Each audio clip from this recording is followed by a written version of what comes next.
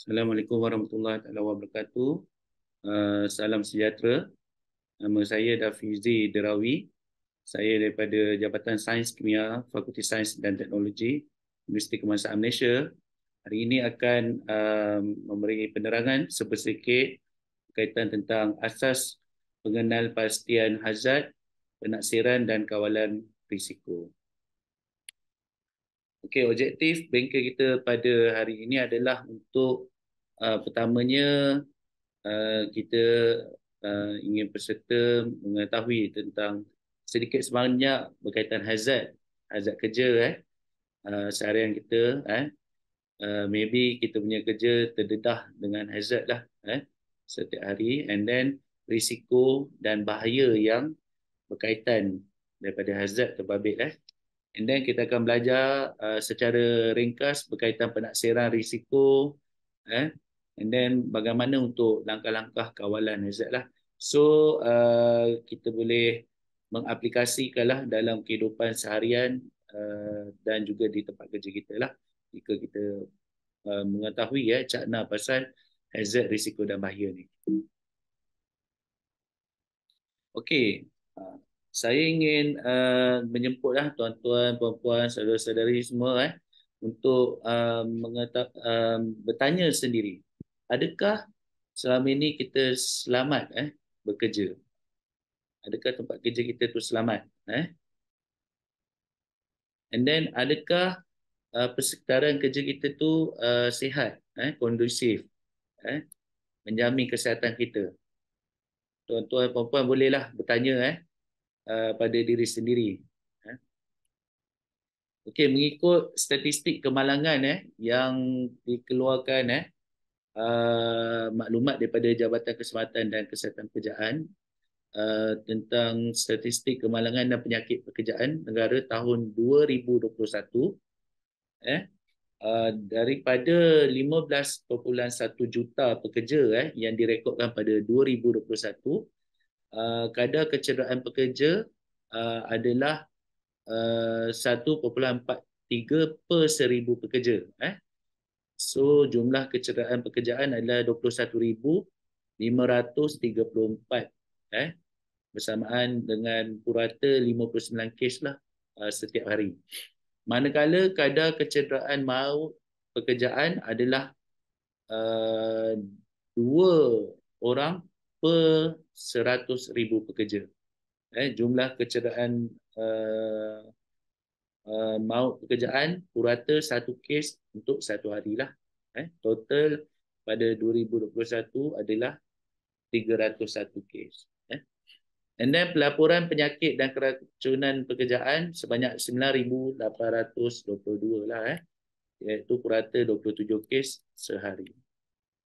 Kalau kita melihat kepada statistik sektor penghilangan antara yang tertinggi lah dengan jumlah kecederaan pada 2021 adalah 7,994, manakala kemalangan maut adalah 65 orang. Yang kedua adalah sektor perkhidmatan, and then seterusnya sektor pembinaan dan lain-lain lah. Okey, penyakit pekerjaan juga yang telah disahkan yang terbesar merupakan gangguan pendengaran berkaitan kebisingan pekerjaan, iaitu sebanyak 3,648 kes direkodkan pada 2021. Yang kedua, penyakit disebabkan ejen biologi dan penyakit musculoskeletal pekerjaan, keracunan pekerjaan, penyakit kulit, paru-paru pekerjaan, penyakit paru-paru pekerjaan dan seterusnya lah. Penyakit ni ada yang dapat secara akut dan ada dapat secara kronik lah, secara jangka masa lama, terdedah. Okey, antara kepentingan kita mengamalkan keselamatan dan kesihatan pekerjaan adalah untuk kita memastikanlah seseorang pekerja ataupun diri kita sendiri selamat daripada rumah kita ke tempat kerja dalam keadaan selamat, bekerja dalam keadaan selamat dan pulang ke rumah balik dalam keadaan selamat. So kita perlu memastikanlah environment kerja, sistem kerja kita adalah sentiasa sihat dan selamat. Okey, sebagai pengenalan semua sektor pekerjaan di Malaysia adalah tertakluk pada Akta Keselamatan dan Kesihatan Pekerjaan kecuali sektor perkapalan dan Angkatan Tentera. Objektif utama Akta 514 adalah untuk menjamin keselamatan, kesihatan dan kewajikan pekerja di tempat kerja terhadap sebarang bahaya di tempat kerja dan aktiviti yang berisiko yang terlibat. Okey, antara faktor utama kemalangan di tempat kerja, satunya adalah kecuaian dan pakaian alatan kerja yang tidak sesuai, termasuk juga PPE dan persekitaran tempat kerja, kurang latihan. Faktor-faktor ni boleh juga dikombinasikan dua atau lebih faktor yang akan mendatangkan insiden dan kemalangan di tempat kerja lah. Teori awal dalam kemalangan pekerjaan ni um, diperkenalkan oleh Herbert William Heinrich lah kita panggil Heinrich model iaitu sebanyak bagi setiap kemalangan yang mendapatkan kecederaan besar terdapat 29 kemalangan yang mendapat kecederaan ringan dan 300 kemalangan yang tidak menyebabkan kecederaan. Maksudnya dekat sini daripada banyak-banyak kemalangan hampir yang besar hampir, lepas tu dia dapat kemalangan minor dan seterusnya boleh mendatangkan kemalangan major lah.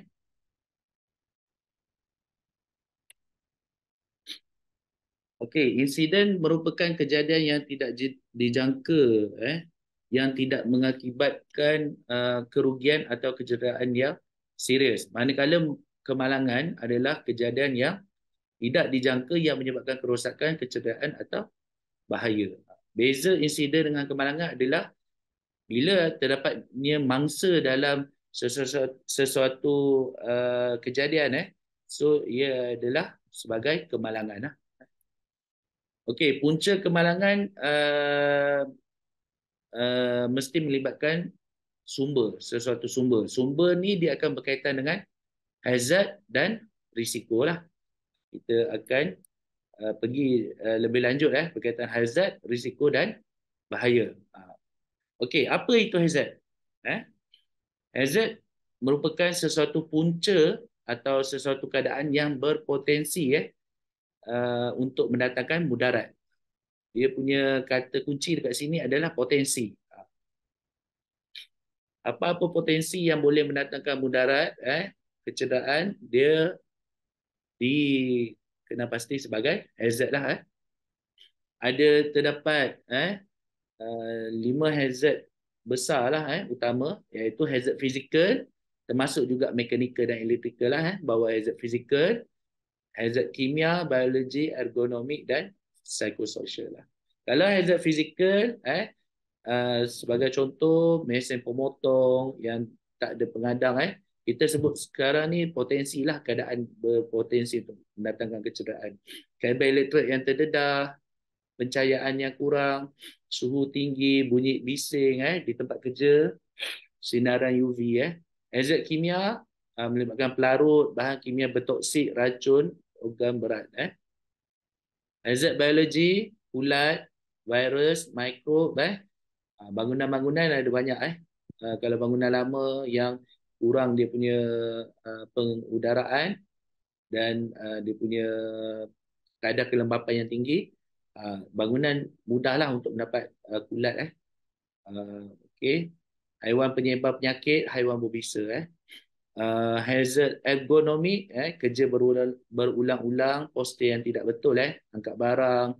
Kita duduk dekat pejabat tu pun kalau postur yang tak betul dalam masa 2-3 jam, kadang-kadang kita akan rasalah macam pinggang lenguh ke apa semua. Itu semua tanda-tanda awal lah untuk berkaitan ergonomik. And then hazard psychosocial, bekerja tidak tentu masa, kurang masa berehat, kemurungan, masalah mental, and then gangguan seksual. Gangguan seksual pun tergolong bawah hazard, hazard psychosocial. Bagaimana kita nak kenal pasti hazard? Ada beberapa kaedah, tapi um, yang paling mudah dan percuma, dan dia merupakan langkah awal lah, yang kita boleh lakukan untuk kenal pasti hazard adalah dengan melakukan pemeriksaan di tempat kerja. Sama ada pemeriksaan berkala ataupun kita buat spot check lah. And then kenal pasti faktor kemalangan yang mungkin. And then mungkin kita boleh buat analisis hazard kerja, tapi ini memerlukan sedikit latihan lah, sebelum kita boleh buat. And then siasatan awal. Okey, sebagai satu contoh, untuk contoh satu, gam seberguna, antara gambar yang kiri dan kanan, yang mana hazard terhadap kanak-kanak? Sudah tentu yang kanan. Sebab hazard tadi, dia punya kata kunci adalah potensi. Yang mana berpotensi untuk mendatangkan bahayalah terhadap kanak-kanak jika terdedah. Yang kita dah buka cap dia tu lah. So, gam seberguna yang belah kanan lah. And then, contoh yang kedua. Cara kerja nombor yang belah kiri, kita tak pakai safety harness. Yang belah kanan, pakai safety harness. Yang mana betul? Hazard yang belah kiri lah. Kita tak pakai safety harness waktu bekerja di tempat yang tinggi. Itu adalah potensi lah untuk mendapatkan kemalangan. Okey, contoh 3. Posture yang tak betul, hazard ergonomik. Gambar yang belah kanan tu, dia duduk membongkok ke apa, anak-anak kita yang main game kadang-kadang lama sangat kan, ataupun kita sendiri buat kerja dekat pejabat, duduk, satu, kerusi memang tak ergonomik, sebab kalau kerusi ergonomik selalunya agak mahal lah, dari segi kos. Yang kedua, cara duduk kita pun tak ergonomik lah. Yang keempat, contoh ruang berkulat. Ini banyak terjadi di bangunan-bangunan lah, bangunan lama, rumah-rumah, akibat kelembapan. Ada banyak faktor kulat sebenarnya. Pencahayaan, pengaliran udara, banyak. So ni adalah hazard biologi lah. Kulat bangunan ni boleh mengundang kepada sick building syndrome, sindrom bangunan sakit. Amat berbahayalah kepada penghuni bangunan. Okey, kita ada dua kategori hazard, hazard kesihatan dengan hazard keselamatan. Hazard kesihatan akan mendatangkan penyakit terhadap individu. Ada dua kesan, sama ada acute, iaitu serta-merta, atau kronik dalam jangka masa panjang. Hazard kimia, contoh, hazard kimia, pendedahan terhadap pelarut kimia, pekerja yang mengenalikan bahan kimia, kena berjaga-jagalah.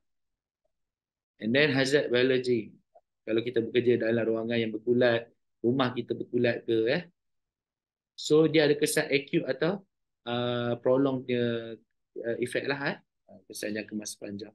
Hazard keselamatan, mendatangkan kecederaan atau kerosakan harta, contoh terjatuh, daripada tempat tinggi tadi ke apa, ataupun tersangkut wire ke, atas lantai, licin, tersungkur, renjatan elektrik, stroke haba, ini adalah hazard keselamatan.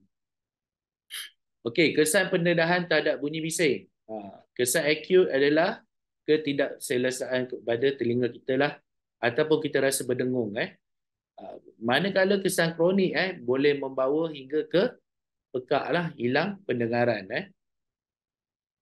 Berapa dia punya amount yang kita iktiraf sebagai bunyi yang bising, bunyi yang melebihi had. Dia punya unit desibel. Kalau bunyi lebih daripada 85 desibel, boleh dikatakan sangat membahaya lah dan boleh membawa kepada kesan akut dan kronik tadi. Okey, keracunan kimia uh, uh, um, tak semestinya pekerja-pekerja di sektor industri kimia.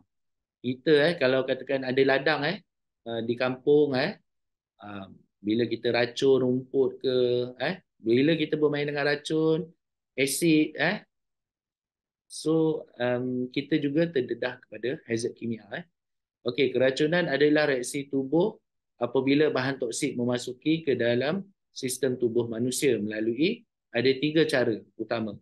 Pernafasan, kulit, mata atau mulut lah kalau kita termakan. Contoh termakan tu paling mudah walaupun kita kerja kita pakai glove kita bermain dengan bahan kimia tapi sewaktu kerja kita handle bahan kimia dan masih sama kita menggunakan telefon bimbit so permukaan telefon bimbit tu akan berlaku pencemaran lah ada sisa kimia and then bila kita bawa handphone balik rumah ke pergi makan ke apa dia akan boleh mendatangkan risiko kepada keracunan melalui kemakan Okey, risiko. Tadi kita dah tahu hazard tentang potensi untuk mendapat bahaya. Kita bercakap pasal risiko. Bila kita cerita risiko, ada 2 benda lah kita kena timbang tara. Satu, faedahnya atau risiko kerja terbabit. Kadang-kadang ada pekerjaan memang kita tak boleh lari daripada risiko yang ada lah. Tapi kita boleh mengurangkan atau mengawalnya. Sebab kita perlu lakukan untuk capai objektif. So dalam kehidupan seharian kita juga kita boleh aplikasi tuan-tuan puan-puan boleh menimbang tara sama ada faedah yang diperolehi daripada aktiviti yang kita lakukan tu lebih banyak daripada risiko yang ada ataupun faedah tu lebih rendah atau lebih kurang sama. Kalau faedah yang dapat tu lebih rendah tapi risiko dia tinggi, kita agak-agak dia berisiko tinggi, tangguhlah aktiviti atau kurangkan risiko itulah. Kalau faedah melebihi daripada risiko, kita teruskan aktiviti pekerjaan lah. Tapi kita kena kawal risiko terbabit. Tapi kalau faedah dengan risiko sama, mungkin tahap risiko yang ada adalah boleh diterima lah. Ini ada satu faedah besar risiko lah. Dia terpulang kepada masing-masing lah. Macam kita nak naik roller coaster kan. Mungkin ada beberapa kes yang menyebabkan kemalangan kan. Tapi dia menjadi keseronokan. Okay. So risiko tu ditanggunglah oleh individu terbabit. Sebab tu kalau kita beli tiket ke apa, dia punya terma risiko atas tanggungan pengguna lah.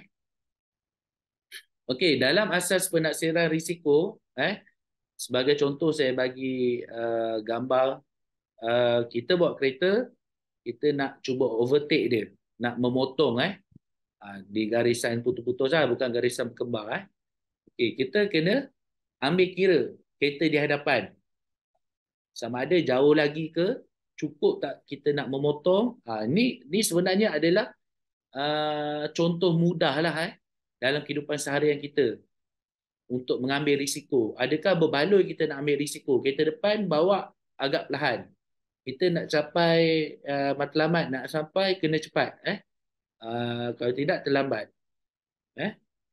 So waktu kita nak potong tu kita kena fikirkan. Kalau kereta dekat sangat, risiko sangat tinggi. Mungkin kita kena tangguhkan dulu. Kita kurangkan laju juga. Tapi bila kereta di laluan bertentangan tak ada ataupun agak jauh, kita boleh overtake lah, boleh memotong. Tapi kita kena lajukan lagi sikit supaya kita dapat cepat melepasi hazard yang ada lah. Okey. Uh, risiko adalah kemungkinan darab keterukan, likelihood time with severity. Apakah kemungkinan? Kemungkinan adalah kebarangkalian atau kekerapan untuk berlakunya sesuatu keadaan hazard. Berapa kali, berapa kerap hazard tu akan terjadi? Mungkin paling kerap, sangat mungkin, atau kerap, atau mungkin, atau jarang, tidak mungkin, sangat jarang, sangat tidak mungkin. Kita sendiri tahulah, pengguna tahu kan. Lepas tu keterukan, sejauh mana impak terhadap sesuatu kesan itulah daripada kecederaan yang kita dapat atau mangsa dapat. Sama ada berlaku kerosakan saja, atau melibatkan kesihatan kita, atau melibatkan keilatan kekal, ataupun just luka kecil saja, ataupun boleh menyebabkan maut. Ada banyak tingkatan lah. Kemalangan maut, keilatan kekal, kecederaan major. Major ni cuti sakit dia selalunya memang lebih 4 hari. Kalau minor cuti sakit kurang 4 hari lah. Kecederaan hampir near miss. Okey, untuk menaksir risiko ada 2 kaedah lah. Kaedah kualitatif, kaedah kuantitatif. Ada satu lagi semi kuantitatif. Okey, kaedah kualitatif kita kena pasti hazard yang berkaitan. Setiap hazard dinilai kemungkinan dan keterukan menggunakan jadual risiko kualitatif lah. Okey, jadual ni kalau kita tengok dekat sini tak ada sebarang nombor. Dia melibatkan kualiti saja. Sebab tu kita panggil dia kualitatif. So, macam yang saya cakap tadi, kita kena susun tingkatan untuk kebarangkalian. Sangat mungkin, mungkin, tidak mungkin, sangat tidak mungkin. Kita define dia. Kita letak apa deskripsi sangat mungkin. Kalau sangat mungkin boleh berlaku dengan kerap, mungkin berlaku sekali-sekala. Tidak mungkin boleh berlaku tapi jarang ianya berlaku. Kalau sangat tidak mungkin boleh berlaku tapi mungkin tidak akan berlaku. Manakala keterukan yang pertama kematian yang paling tinggi. Lepas tu keterukan teruk major major injuries melibatkan kecacatan kekal, kerosakan terhadap kesihatan, mungkin organ rosak ke, and then kecederaan ringan, kecederaan atau kerosakan terhadap kesihatan yang boleh dirawat, cuti pun sikitlah bawah 4 hari. And then kecederaan yang boleh diabaikan, iaitu kemalangan hampir atau kecederaan yang kecil lah yang boleh dirawat menggunakan bantuan pertolongan cemas. Okey, untuk kaedah kuantitatif, selalunya orang awam tidak menggunakanlah. Kalau macam kita nak overtake kereta tadi, memotong kereta, dia bukan pakai kuantitatif lah. So you just tengok dia punya kualitatif kan. Okey, untuk kuantitatif tahap kemungkinan dan keterukan diwakili dengan sistem angka. Dia punya rumusnya macam tadi, risiko sama dengan kebarangkalian darab keterukan. Tapi bezanya dengan kualitatif, kualitatif tentang kualiti. Kuantitatif dia melibatkan angka, ada kiraan yang spesifik. Secara ringkas, saya bagi yang ringkas sebab kuantitatif ni dia ada khusus khas untuk kiraan, untuk melakukan kaedah kuantitatif lah dengan betul, dengan terperinci. Okey, kalau kita ambil skala 1 hingga 5 untuk kemungkinan, okey, skala 1 yang paling rendah lah. So mungkin adalah tidak dapat dijangka, agak mustahil lah. Yang kedua jarang sekali. And then yang ketiga dapat dijangka, keempat mungkin berlaku, yang kelima paling mungkin lah. Untuk skala keterukan 1 hingga 5, paling rendah sedikit saja, kedua ringan, ketiga kecederaan serius, keempat fatal, kelima melibatkan malapetaka. Malapetaka ni melibatkan kerosakan besar lah. Ini ada dia punya jadual risiko matrix 5 darab 5. So dekat sini ada kiraan lah. Bila darab risiko kemungkinan darab keterlukaan, berapa skala untuk kemungkinan tadi, darab dengan berapa skala untuk keterlukaan, so kita akan dapat jumlah dia. Dalam jumlah dia tu ada uh, apa anggaran risiko, skala risiko tu 1 hingga 4 kita anggap sebagai rendah, and then kalau rendah ni risiko rendah boleh dianggap sebagai boleh diterima lah. Dan kawalan tidak diperlukan lah, boleh terus bekerja macam biasa. Risiko 5 hingga 12 sebagai sederhana memerlukan pendekatan yang terancang lah bagi mengawal hazard dan menggunakan pakai langkah sementara jika perlu. Tapi kalau risiko tinggi pula, iaitu total dia 15 hingga 25, risiko tinggi kita perlu tindakan segeralah untuk kawal hazard. Kita perlu bendung hazard terbabit lah dan menggunakan langkah-langkah kawalan risiko lah ikut hierarki kawalan. Kita akan belajar sedikit nanti tentang hierarki kawalan. Kita akan guna pakai borang penaksiran risiko, ini yang mudah lah. So kita akan total up tadi, and then kita akan susun daripada risiko paling tinggi sampai risiko paling rendah. So yang paling tinggi kita akan kena pastilah. So sesuatu kerja tu kita boleh tahu risiko mana yang tinggi, hazard mana yang mendatangkan risiko tinggi.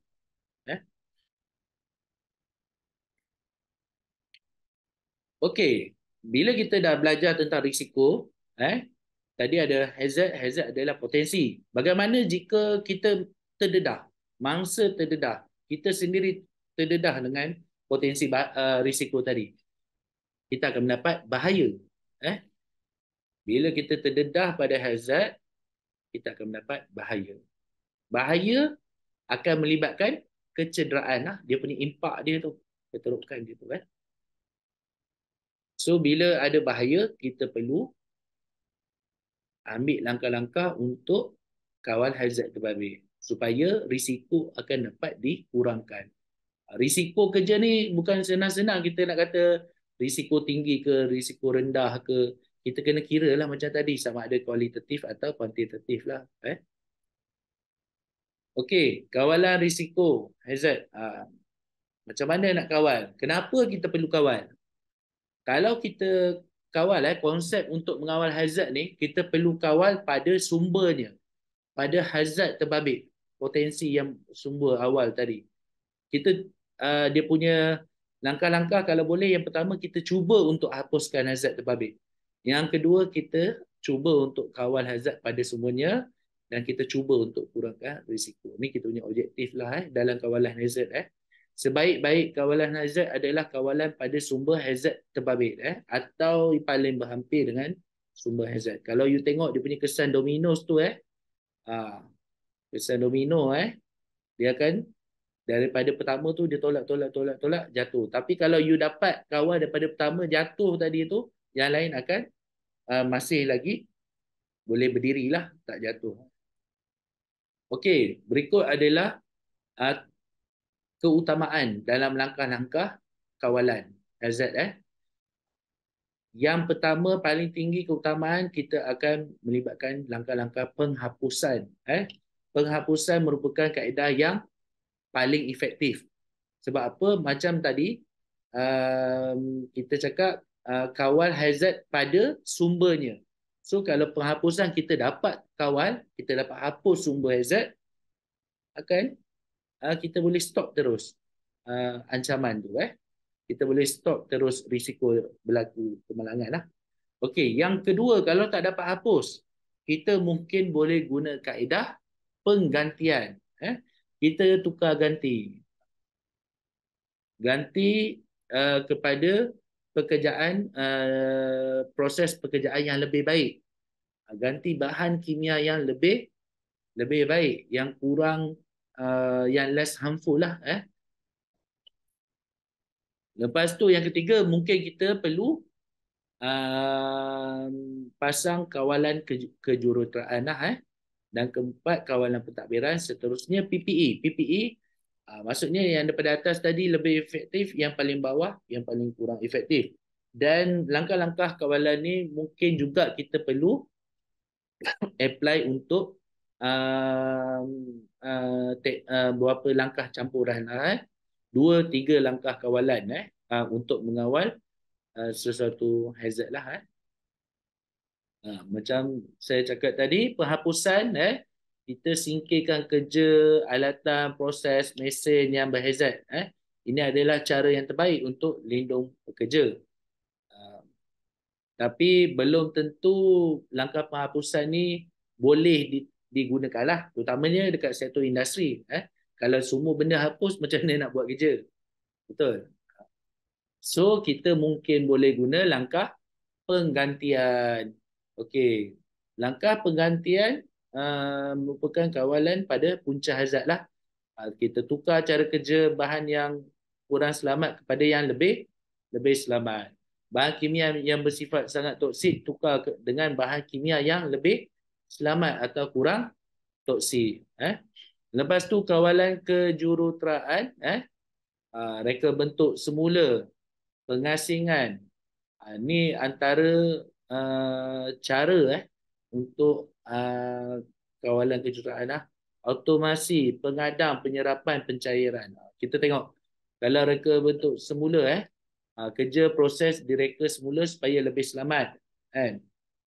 Contoh bekas yang dibentuk agar lebih mudah dipegang dan diangkat. Kalau contoh dekat rumah je lah. Periuk kalau ada tempat pegang tu lagi baik kan. Ada tempat pegang yang besi, panas lah. Terpaksa pula pakai kain.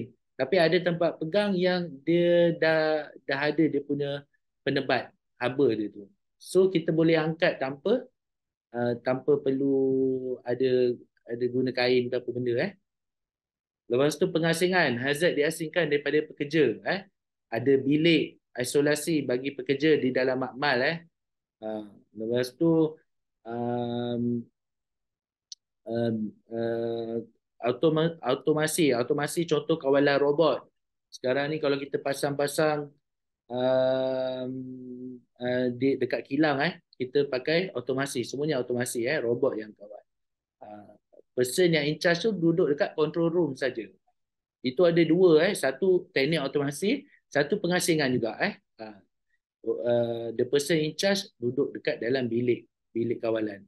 And then pengadang sekatan hazard sebelum terkena pekerja, contoh pengadang mesin pemotong bagi mengelakkan kecederaan terpotong atau luka. And then menyerap bunyi yang terlalu kuat lapisan dinding yang kedap bunyi lah And then pencairan hazard dicair atau disebarkan supaya boleh dialihkan sebelum tiba ke pengendali contoh sistem LEV lah, pengalih udaraan, kebuk asap So semua usaha ni, langkah-langkah ni merupakan kawalan kejuruteraan Untuk kawalan pentadbiran, kawalan pentadbiran ni selalunya perlu diambil atau dirangka atau direncana oleh majikan ataupun pengurusan